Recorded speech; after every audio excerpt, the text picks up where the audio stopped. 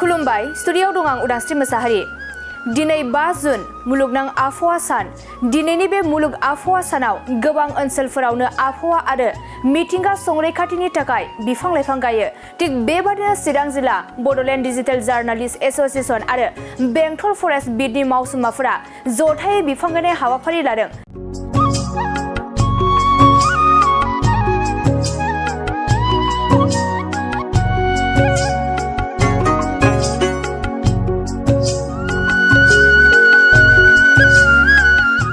बुहुमनाङैनो आबहावाया कलकारखाना बायदिनि उखुन्दैजों गुबुंले जाबोबाय।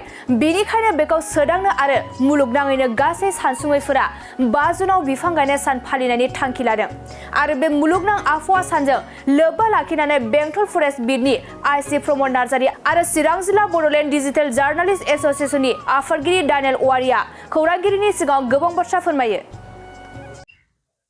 गिबियावनो दिनैहाय नैबे 5 जुन मा होनो बेखौ वर्ल्ड एनभायरनमेन्ट डे बे सानजों लोब्बा लाखिनानै दिनै जोंनि चिरां जिल्ला बड'लेण्ड जार्नालिस्ट एस'सिएशन लोगोसे बेंटल फरेस्ट बिटनि आन्दाराव जायखिनि मावसुमाफोर बिथांमोन दं जों बिथांमोनजों जथायैहाय लोगो जानानैहाय बिफां गायनाय हाबाफारि लादों।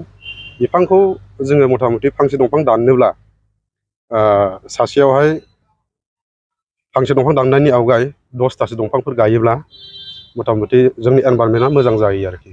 जाउनाव बिफां लाइफां गैयैनि जाउनावहाय जोंनि air pollution, dust pollution, smug pollution बैफोरनि जोहै सुबुंनि देहायावहाय दानि आथिखालाव गोबां बेराम आजार जानो नागिरो, जायोबो। बेनिखायनो दंफां गायनाया जोंनि थाखाय मास्ट होननानै जोङो बुंनो हायो। जाउनाव आरो दंफां गैयाब्ला जोंनि थांना थानायनि राहाया जोबोरैनो गुसेबबोयो। जायनि जाहोनाव जों दंफां लाइफां फारफ्रोमनिफ्रायबो जोङो आबाद मोननानैहाय मैगं थाइगं मावनानै जों जानो हायो। थिग बेबायदिनो दंफां लाइफाङा मानसिनि जिउजों बिराद सोमोन्दो थानायखायनो जोंनि मा होनो सुबुं समाजावहाय दंफां लाइफांखौ गायनांगौ आरो दंफां लाइफांजोंनो जोङो थांनानै थानो नाजानांगौ। जायनि जाहोनाव जोङो दा गामि एरियायाव थायो, ओनसोलाव थायो, जोङो बिराद मोजां बार आबहावा जानानै जों थांनानै थायो।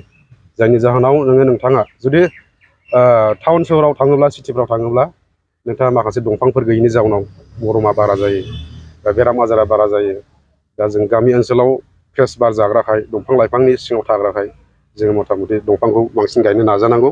दा जोंनि थारफनिफ्राय बेनो रायजो राजाफ्राबो दंफां लाइफांखौ, हादानफोरखौ एवालासिनो दंफां लाइफांखौ दाननायनि आवगाय 10थासो दंफां गायोब्ला निस्सय जोंनि समाजा मोजां जागोन, बेखौ आसा थियो आरोखि। जों गोबां जायगायाव दैखरनि दै राननाय, जाय समाव दैया बे मोनसे जायगाजों बोहैदोंमोन, बे नैबे दानि समाव जों नायोब्ला दैखौ जों राननायखौ नुदों। बेनि गुबै जाहोना बेफोर जानो हागौ नोंथां।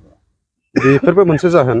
जाउनाव नोङो दंफां लाइफां गैयैनि जाहोनाव दा अखा हानायफ्राबो खम जालांदों, आबाद मावग्राफ्रा फोथाराव दै गैया जादों, गरम बारा जानायनि जाहोनावनो मथा मथि जोंनि ओनसोलावहाय रिसेन्टलि नैबे थांनाय मासावहाय फ्राय जोंनि जायगायाव थौले जायगायाव दै मोनोमोनब्लाबो दा माखासे दैफ्रा थौसिनाव थांनायखौ जों नुनो मोन्दों।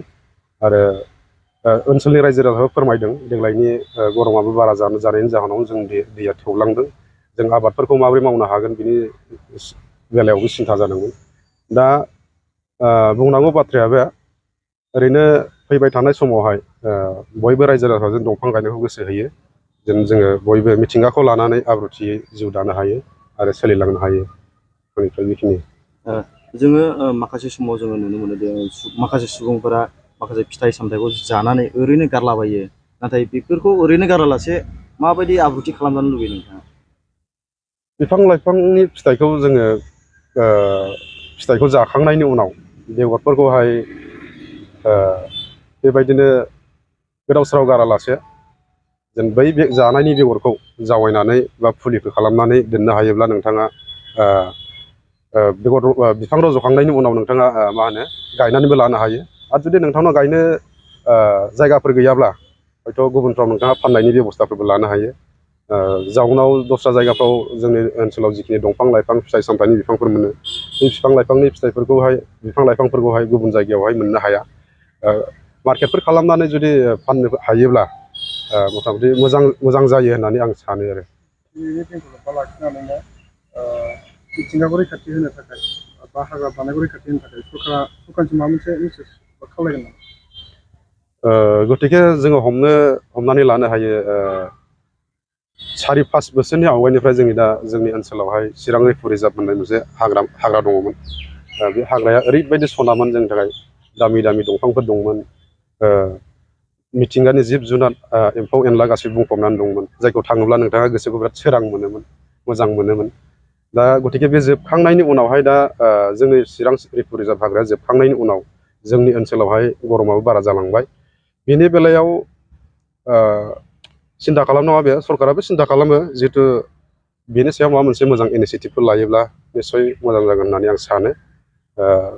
जाउनाव नोङो दंफांखौबो ओरैनो सेफटि खालामनो हाया, माबा मोनसे सिकिउरिटिनि गेजेरजों सिकिउरिटि हरनायनि नोजोर लानानैहाय जों हाग्रा दंफां लाइफांफोरखौ बासायनानै दोननो हायो, बेखिनि आरोखि। दिनैनि नैबे बुहुमनां आबहावा सान फालिथायाव जोंबो चिरां फरेस्ट डिभिजननि आन्दाराव बेंटल बेटनिफ्राय जोंनि चिरां डिस्ट्रिक्ट बड'लेण्ड जार्नालिस्ट डिजिटेलाइजेसननिफ्राय जोङो जहाय बिफां गायनाय हाबाफारि लादों, गायबाय। दा बेनि उद्देश्यआ बेनो, बुहुमनाङै थारमाने आबहावाया ओरैबायदि गाज्रियाव सफैबाय, पलिउसन सफैबाय, इन्डास्ट्रि बा कलकारखानानि बायदिसिना उखुन्दैजों थारमाने पलिउसन जाबाय। दा बेखौ सोदांनो थाखायनो नै दिनैनि बे 5 जुन बेखौ बुहुमनाङैनो सानसुमैफोरा बेखौ फालिनाय जादों आरो बेखौ मोनसे थि सम लानानै फालिनाय जादों, जाहाथे बै गाज्रि जानाय आबहावाखौ जोङो बेफोरजों बोस्रांनो हायो। दा बिफाङासो जोंखौ पलिउसनखौ बोस्रांनो हायो। माबोरै होनबा बुहुमनि जिब जुनारखौ बासायना लाखिग्राया बिफां, मानोना बिफाङा अक्सिजेन प्रडाक्सन खालामो। दा अक्सिजेननि बिबाङा वर्ल्डआव खमायबाय। दा बेखौ नोजोर होनानैनो माखासे सानसुमैफोरा नैबे हाबाफारिखौ लानो गोनां जादों। ओंखायनो जों बयबो बे गाज्रि जानाय आबहावाखौ सुफुंनो थाखाय जोङो फांफा बिफां गायनांगौ आरो बेखौ बासायनो थाखाय। दा आंनि बुंनो गोनाङा बेखिनियानो। जों नुबाय थादों गोबां फरेस्ट हाग्राफोरखौ दायो फोजोबस्रांनायाव मुखुब जादों जोंनि सुबुंफोरखौ।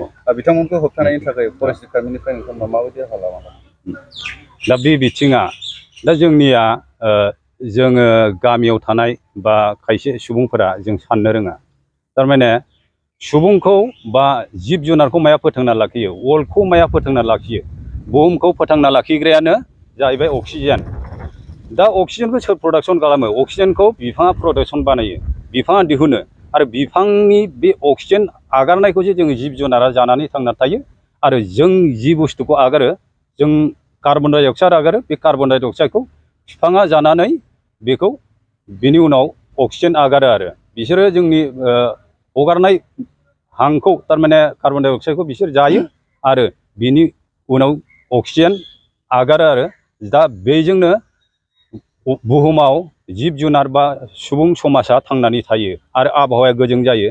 दा नै नों नायदो, बुहुमनाङैनो मोनफा नङा मोनफा थारमाने बेराम सोमजिगासिनो दङ। दा बे बेरामा मानि थाखाय जादों? बे आबहावानि थाखाय। दा बुहुमाव इक'सिस्टेमा दोरोदबाय, मानो होनबा माखासे बुस्थुआ बुहुमनिफ्राय आनज्रायनो गोनां जाबाय। दा जोङो आनज्रायनाय बे बुस्थुफोरखौ जोङो फोथांना लाखिनो नाजानो नांगौ। ओंखायनो जोङो बिफां दाननाया जोंनि थाखाय बिराद गाज्रि, जाहाथे जोङो जिखिनि दङ बेखौ बासायना लाखिनाया जोंनि थाखाय बिराद गोनांथि दङ। दा बयबो रायजोफोरा बिफां होबथानायाव फरेस्ट डिपार्टमेन्टजों लोगोसे बा माखासे NGOफोरजों लोगोसे हेफाजाब होलायनानै बिफांखौ बासायनो नाजायो। आं बेखिनिखौनो बुंनानै फोजोबनाय जाबाय। दिनैनि दिनखौ लोब्बा लाखिनानै रायजोफोरखौ दंफां गायनाय। दा दिनैनि दिनाथ' जाहैबाय 5 जुन, बुहुमनाङैनो बे बिफां गायनाय सान। दा बे सानाव साफ्रोमबो मानसियानो हायोब्ला फांफा बिफां गायनांगौ, जाहाथे आबहावाया गोजों जायो, आबहावाया सोदांजायो। दा जोङो बेफोरबायदि खालामोब्ला जोंनि बै गोमानाय गाज्रि जाबोनो हमनाय आबहावाया सुस्रांजागोन, आं बेखौ फोथायो।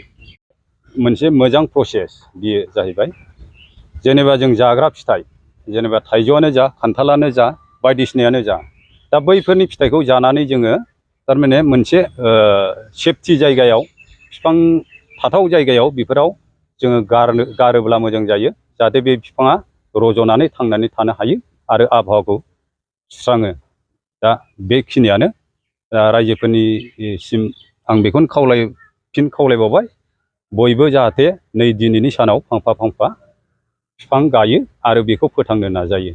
गोजोनथाव खौरां नोंथांमोननि थाखाय लानानै फैदों MRM मेम'रियेल हस्पिटालाव गोबां बेमार फाहामथाय होनायनि खाबु।